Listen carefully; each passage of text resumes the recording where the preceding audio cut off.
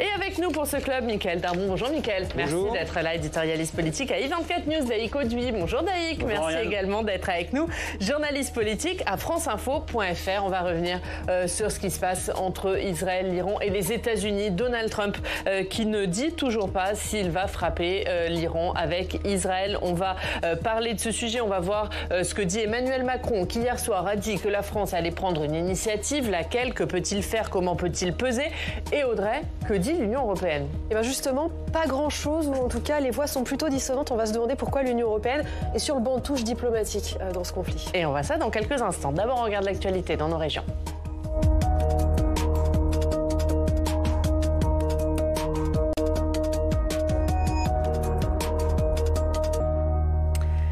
Et c'est l'heure de notre reportage dans nos régions. Le Salon international de l'aéronautique et du spatial se déroule depuis le début de la semaine au Bourget, en Seine-Saint-Denis, une 55e édition dans un contexte de grande tension géopolitique avec de nouvelles armes utilisées, que ce soit entre l'Ukraine et la Russie ou entre l'Iran et Israël. Des drones d'attaque ou kamikazes sont utilisés. Alors comment les forces armées françaises et les industriels travaillent-ils sur ce sujet des drones? Nicolas Dandry s'est rendu au Bourget. Ce drone de combat furtif accompagnera le Rafale dans ses missions à partir de 2035. Un atout complémentaire pour les forces aériennes françaises sur un plan technologique et stratégique qui se distingue néanmoins des drones kamikazes type Shahed utilisés en Ukraine ou au Proche-Orient. Il est là pour délivrer des effets de manière stand-in, c'est-à-dire en rentrant à l'intérieur des défenses aériennes adverses, là où le Rafale, qui lui n'est toujours pas furtif, restera plutôt en stand-off. Et donc il est là, si vous voulez, pour aller chercher du renseignement et délivrer des effets pour préparer le champ de bataille aérien à l'entrée du Rafale. L'armée française n'utilise pour l'instant, à ma connaissance, pas de drone kamikaze. Elle regarde le sujet, elle y réfléchit, elle le développe avec des industriels. C'est un sujet qui est en cours de restructuration profonde au sein des armées. Si les forces armées françaises sont en réflexion sur le phénomène des drones kamikazes, les industriels ont déjà des solutions à disposition.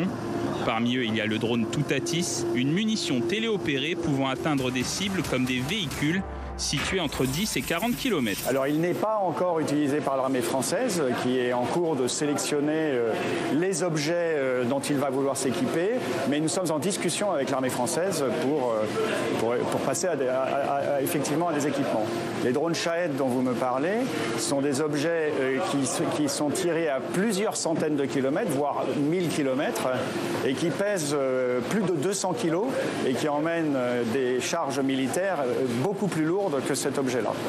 Autre technologie développée par Thales, un système d'essaim de drones dopé à l'intelligence artificielle, pouvant allier des missions de renseignement, d'observation ou d'attaque. La particularité de la technologie d'essaim que nous développons, c'est qu'il s'agit d'une technologie qui vise à conférer le maximum d'autonomie aux drones, tout en maintenant néanmoins leur fonctionnement à l'intérieur du cadre strict défini par la mission. Ce nouveau type de guerre implique aussi de se prémunir contre les attaques, à l'image de la Marine nationale face aux rebelles houthis du Yémen en mer Rouge. La solution de lutte anti-drone de Safran répond à cet enjeu. L'objectif, ça va être de traiter dans toute une zone.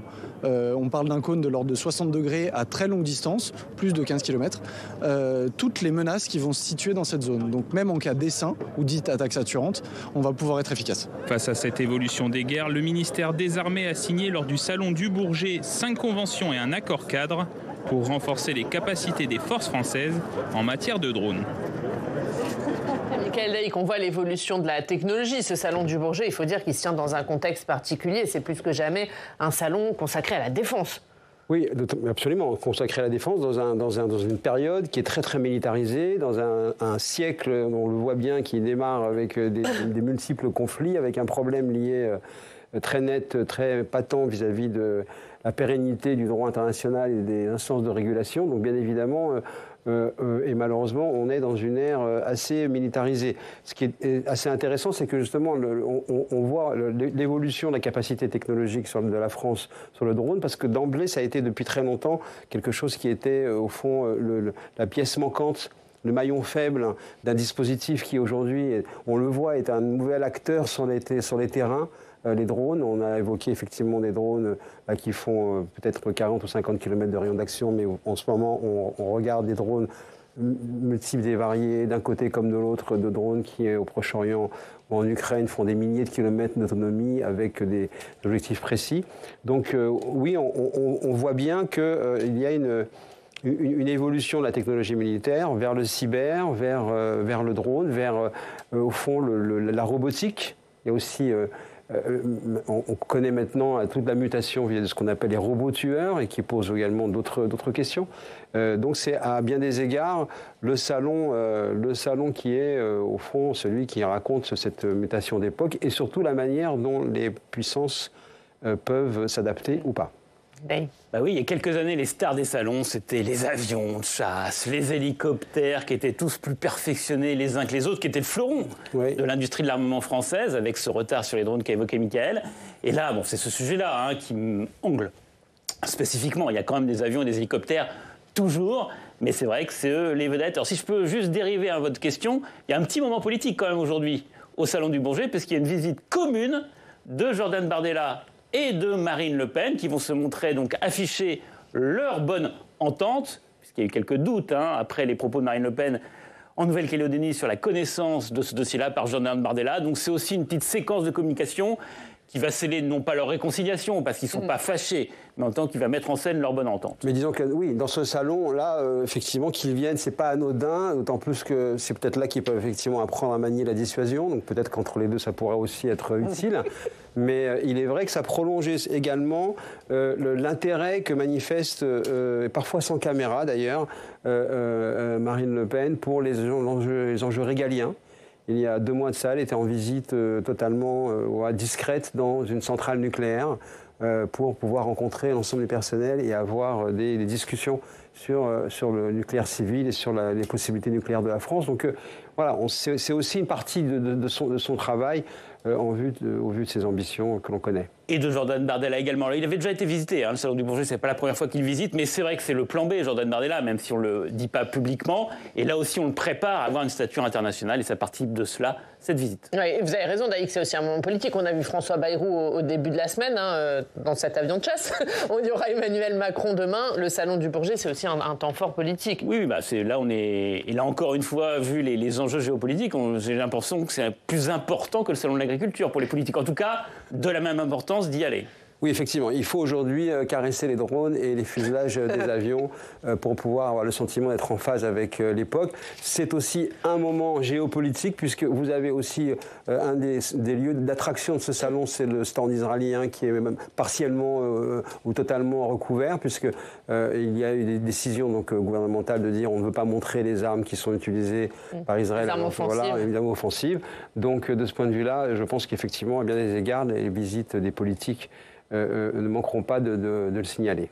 Ouais, on va parler justement du conflit entre Israël et l'Iran. Donald Trump, qui n'a pas encore pris sa décision sur une participation des États-Unis aux frappes d'Israël sur l'Iran. La France, elle appelle à la désescalade. Emmanuel Macron a annoncé hier soir que la France allait prendre une initiative. On voit le résumé de ces dernières heures sur le plan diplomatique avec Jérôme Rabier.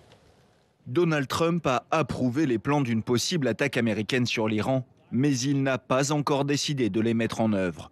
Le président américain a multiplié les réunions et les prises de parole, disant notamment que le temps des négociations était dépassé, mais sans encore déclencher l'engagement de ses armées. J'ai des idées sur ce qu'il faut faire, mais je n'ai pas encore pris de décision définitive. J'aime prendre la décision définitive à la dernière seconde, car les choses changent, surtout en temps de guerre. Elles peuvent passer d'un extrême à l'autre. Plus tôt dans la journée, le guide suprême iranien avait rejeté toute capitulation sans condition exigée par les États-Unis, avertissant aussi des conséquences pour les intérêts américains. Les Américains et ceux qui connaissent la politique de cette région savent bien que l'implication des États-Unis dans cette affaire se ferait entièrement à leur détriment. Les dommages qu'ils subiraient en conséquence dépasseraient largement tout préjudice qui pourrait éventuellement être infligé à l'Iran.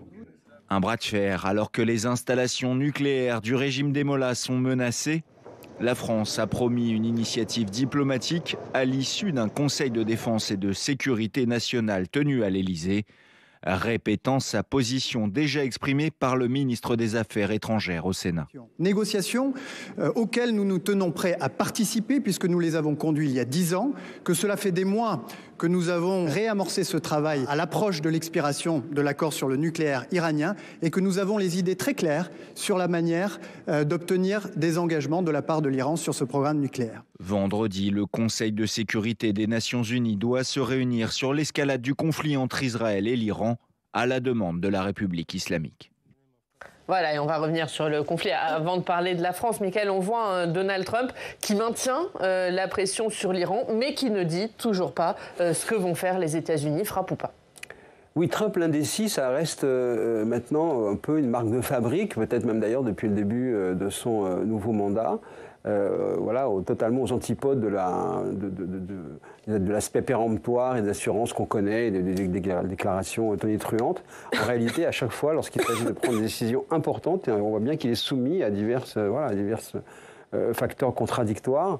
Une partie de son électorat ne souhaite pas. Autour de lui, il y a même des divergences, donc il est quand même pris dans ce dilemme. Il a promis qu'il n'y aurait pas la guerre durant son mandat, mais en même temps, il y a un très lourd dossier avec les Iraniens, avec en tout cas le gardien de la Révolution, qui ont souvent fomenté des attentats contre lui. On connaît l'histoire, bien sûr, totalement antagoniste entre les États-Unis et l'Iran. Et il se dit peut-être qu'il y a une possibilité pour un peu voler au secours de la victoire, puisque quand même Téhéran, c'est maintenant un boulevard ouvert dans le ciel. La maîtrise du ciel est totalement acquise par Israël. Donc peut-être qu'il peut avoir, il se dit, il y a peut-être là, il est tenté par l'effet d'une guerre entre guillemets facile, à 0 mort, qui lui permettrait de pouvoir amener ensuite à la table de négociation, puisque c'est l'ère de la post-diplomatie. C'est la force qui détermine la manière dont ensuite les négociations peuvent se faire, si elles se font un jour d'ailleurs. Pour vous, il peut y avoir encore des négociations après ce qui s'est passé ? Aujourd'hui, non. Aujourd'hui, ça paraît totalement exclu, tellement les principaux protagonistes s'expliquent par la guerre avant d'envisager une autre voie. Alors moi, je ne suis pas un spécialiste de politique internationale, je suis journaliste politique, et mes propos, c'est plus la résonance sur la scène intérieure et sur Emmanuel Macron et sur l'opinion publique. Mais juste par rapport à Donald Trump, je suis un peu comme tout le monde. Quand je le vois exprimer son indécision, je me dis heureusement qu'il est indécis avant de provoquer éventuellement, non pas une 3e guerre mondiale, on ne va pas commencer à parler de ça, mais avec des conséquences d'une entrée en guerre, ou en tout cas dans le conflit des États-Unis, très importantes. Donc, quelque part, c'est noble, cette indécision. Mais la façon dont il le présente, en disant « je ne sais pas, je le ferai ou je ne le ferai pas », là, ça semble inconséquent. Donc, la presse, c'est tout un débat qu'on a sur la nature de Donald Trump. Mais aussi, c'est qui prend la décision pour les États-Unis ? Est-ce que c'est lui tout seul ? Est-ce que c'est avec ses conseillers ? Quelle est la nature de ses conseillers, leurs compétences, leurs qualités ? Quel est le rôle quand même un peu du Congrès et diverses assemblées aux États-Unis ? Et on a un peu, cette réflexion avec Emmanuel Macron, pas du tout de la même façon, parce que c'est pas du tout la même personnalité, mais par rapport au système de gouvernement des deux pays. Voilà, donc moi je me dis cette décision, franchement, elle est louable, d'un point de vue, sur le fond, mais la façon dont il la présente, ça fait genre, je vais lancer une pièce et ça va être pile ou ça va être face. Encore une fois, la façon dont il présente ce choix. La stratégie de Donald Trump, elle a provoqué des tensions avec Emmanuel Macron. Ça a commencé au G7. On voit que là, les stratégies divergent. Emmanuel Macron, il n'est pas forcément d'accord avec ce qu'est en train de faire Donald Trump. Non, mais Emmanuel Macron, il a aussi une forme, non pas d'indécision, mais enfin une forme de double discours qui est un peu différente de celle de Donald Trump. On va y revenir. Mais finalement, oui, sur la stratégie, il ne va pas soutenir une entrée dans le conflit des États-Unis. Après, là encore une fois, Donald Trump ne dit pas on n'est pas d'accord, ce qui s'entend, encore une fois, d'un point de vue rationnel, il dit Emmanuel Macron se trompe tout le temps et ne comprend rien. Donc il agresse.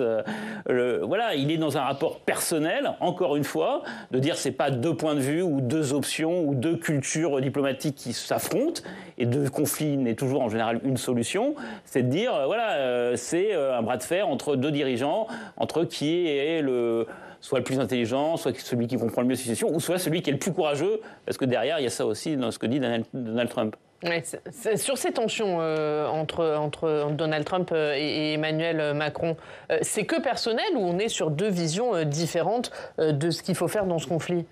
Là, en l'occurrence, il y a un niveau personnel, évidemment. Il faut aussi avoir en tête que Donald Trump a fort peu apprécié l'escale au Groenland de Emmanuel Macron, juste la veille du G7. Et donc, il lui a rendu, quand même, de ce point de vue-là, la monnaie de sa pièce. Après, effectivement, il a été assez humiliant, assez difficile. Donald Trump, il a été assez cash, comme d'habitude. Il est quand même pas loin d'exprimer une opinion qui est un peu partagée par les collègues, par les homologues du président français depuis quelque temps quand même. C'est-à-dire qu'en réalité, Emmanuel Macron, il est connu pour étant celui qui fait, voilà, je parle de ce qui nous ramène, de ce qui nous revient dans l'ensemble à chaque fois de ses homologues, des autres présidents, des autres dirigeants de la planète.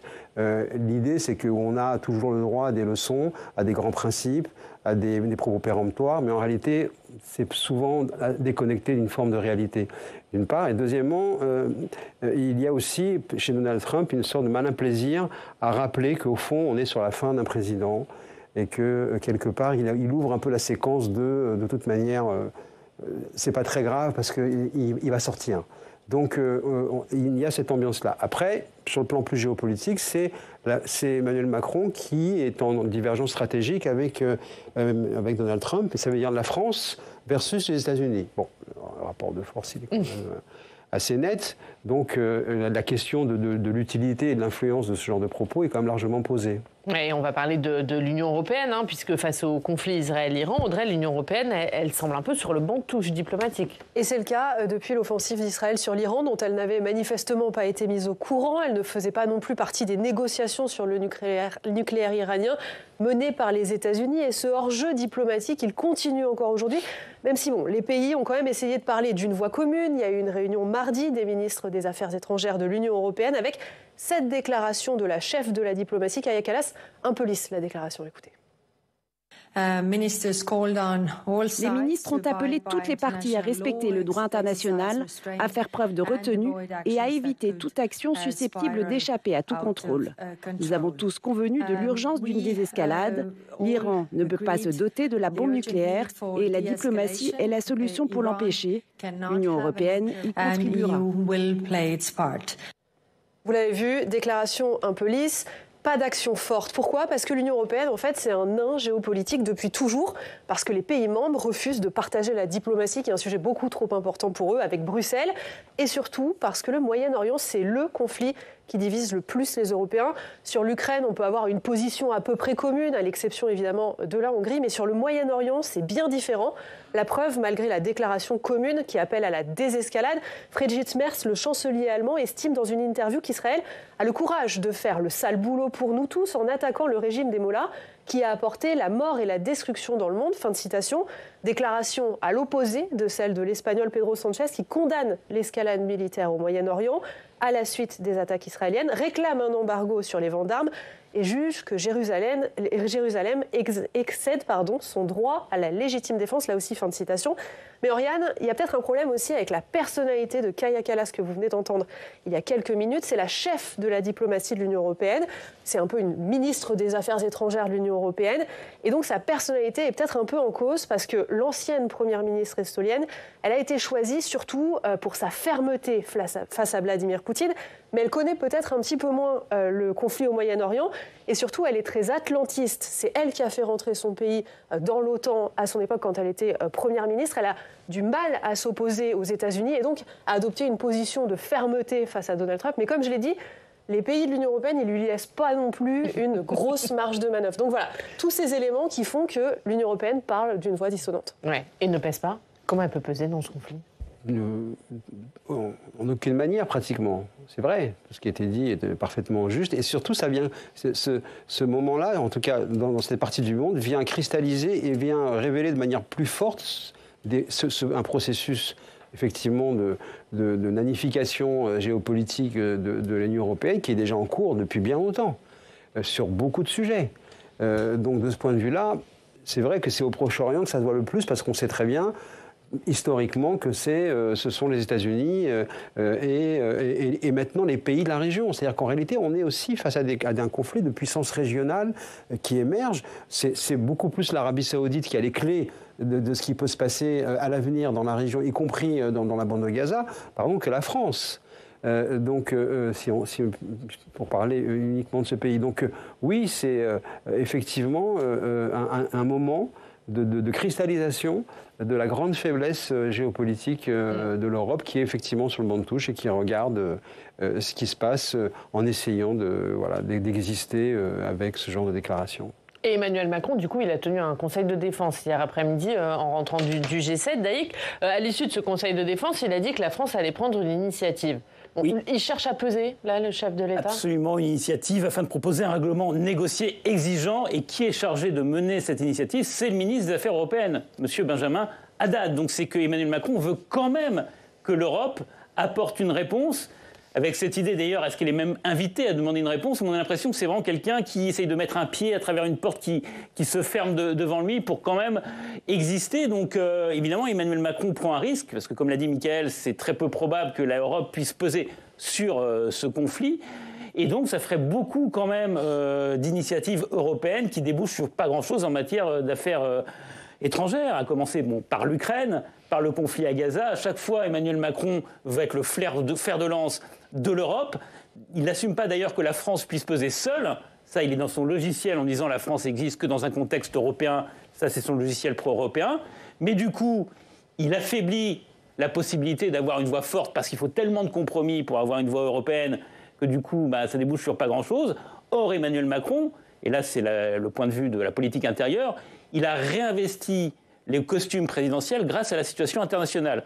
Après le flottement de 6 mois à cause de la dissolution ratée, où il ne savait pas quel rôle il pouvait avoir vis-à-vis de l'opinion publique, vis-à-vis des Français, là il a retrouvé un rôle qui existe auprès de l'opinion, mais l'opinion à un moment va demander pour quel résultat et pour quelle efficacité. Donc là il prend un nouveau risque d'avoir un effet pas très important, parce qu'encore une fois je ne vois pas quelle peut être l'initiative, à part d'avoir une position commune ou une voix commune, et en même temps, comme vous l'avez expliqué Audrey... Même dans le compromis, c'est qu'à la fin, c'est très fade. C'est très fade, et donc lui dit, voilà, Emmanuel Macron, vous agitez, mais pas beaucoup de résultats.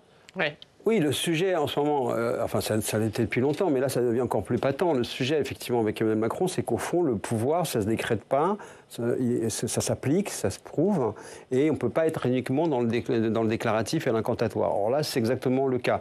Et avec tout le respect que l'on doit au ministre des Affaires européennes, quand on annonce au niveau présidentiel une grande initiative et qu'on va déléguer au ministre, déjà, on a l'impression qu'effectivement, ça va être un travail qui va quand même se passer à un degré en dessous. Donc on n'est pas dans une logique vraiment qui va faire la différence. Et puis il y a un problème de lecture de l'époque qui est très clair. Et d'ailleurs, par rapport à ce qu'a dit le chancelier, justement, c'est là où on voit ce paradoxe qui au fond raconte cette évolution qui a du mal à être perçue à la fois par l'exécutif, à la fois par le Quai d'Orsay. Une évolution d'époque. Aujourd'hui, vous avez en Europe l'Allemagne qui est la plus pro-israélienne. Et vous avez Israël qui protège l'Allemagne. Parce qu'en réalité, et c'est une des raisons des divergences en interne, c'est que les Allemands ont acheté une déclinaison du système de protection antimissile, qui est une déclinaison du dôme de fer israélien. À l'inverse d'un système qui a été prôné par Emmanuel Macron, qui était un système de fabrication européenne.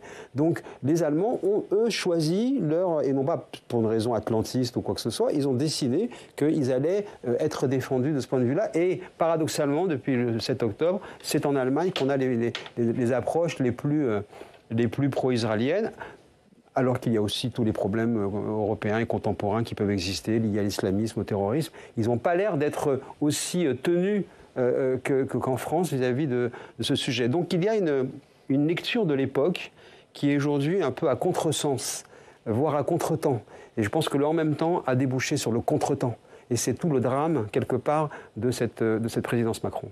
Est-ce que c'est un conflit qui peut avoir des répercussions au sein de la classe politique française, Daïk? On l'a vu, là, on a suivi les séances de questions d'actualité au gouvernement cette semaine. Il y avait quasi que des questions sur ce conflit. On a la France insoumise qui demande un débat au Parlement. Ça peut avoir une incidence? Oui, j'ai envie de vous dire que le changement de position d'Emmanuel Macron sur le conflit Israël-Iran n'est peut-être pas étranger à cela. Vendredi, on rappelle, il dit Israël, nous sommes prêts, la France, à la défendre si jamais elle est attaquée, et l'Iran est une menace existentielle, et il y a un risque de remilitarisation nucléaire.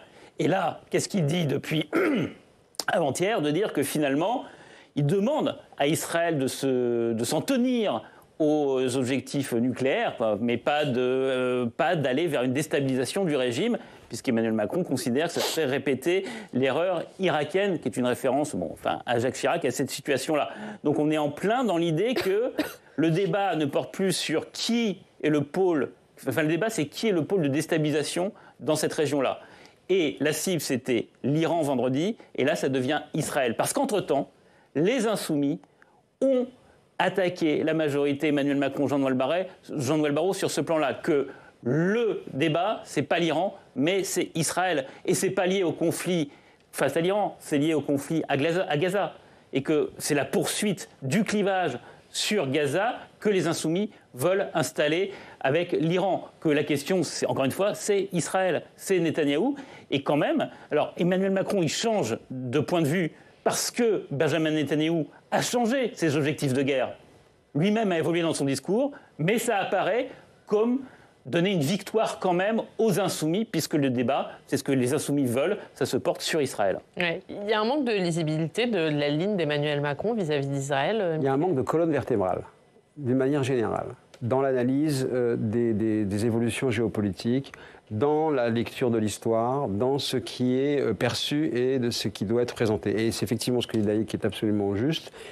Comme les insoumis, qui sont en général plutôt soumis à ce que les dictatures peuvent transmettre, et en particulier, là, ce qu'on le voit avec une grande mansuétude à l'égard de ce régime des mollahs qui tue, qui torture, qui viole, tout ça, on le sait, on l'a maintes fois répété, eh bien, vous avez une forme de soumission également, quelque part, de l'exécutif à l'égard de cette peur, de cette crainte qui est impliquée. Et puis, vous avez aussi des tensions à l'intérieur de l'entourage et de la cellule diplomatique où les lectures géopolitiques sont très différentes.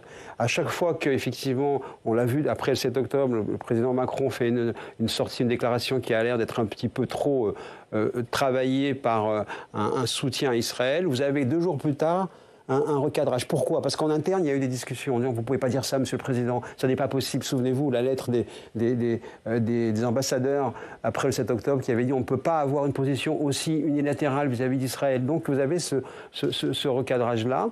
Et on saurait trop conseiller quand même à toutes ces personnes de relire aussi un peu l'histoire, parce que là, on nous arrête à 2003, on nous dit la guerre préventive n'a jamais fait quoi que ce soit. En 1956, la France, la Grande-Bretagne et Israël menaient ensemble contre l'Égypte une guerre préventive. Parce que le canal de Suez avait été nationalisé par Nasser. Et les puissances européennes avaient, à Sèvres, signé un accord pour pouvoir intervenir préventivement avec le rôle d'Israël en déclenchement. Donc, vous voyez, et je ne parle pas de la déclaration de Macron en Israël qui a dit qu'il faudrait une coalition internationale pour abattre le Hamas.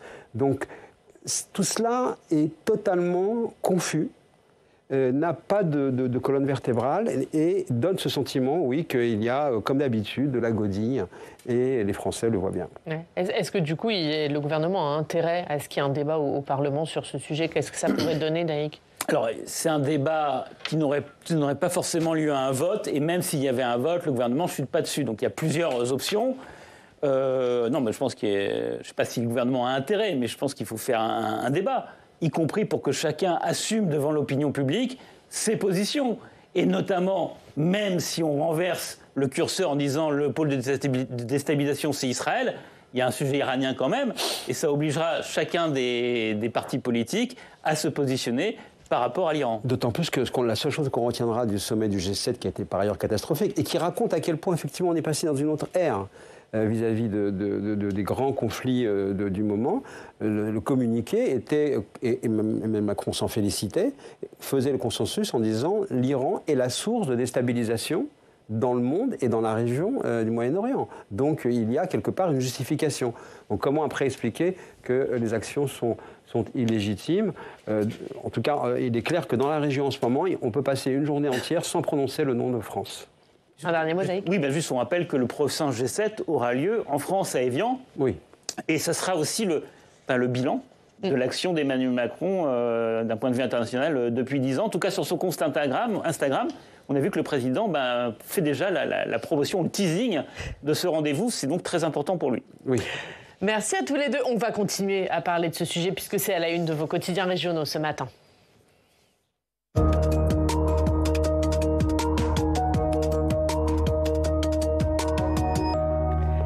Et Audrey, le conflit Iran-Israël, ça fait aussi la une de nos quotidiens régionaux. En effet, la Charente Libre est allée recueillir le sentiment de la diaspora iranienne. Beaucoup ont fui le régime des Mollahs et pour eux, le temps s'est arrêté vendredi 13 au moment de l'offensive israélienne. Ils scrutent chaque jour les nouvelles partagées entre les craintes pour leurs proches qui n'ont pas d'abri pour se protéger des bombes et l'espoir de voir enfin la fin du régime des Mollahs. Le Télégramme, lui, se demande s'il faut craindre un nouveau Tchernobyl en Iran avec le risque que sous la pression, Israël détruise volontairement ou par erreur la principale centrale nucléaire de l'Iran.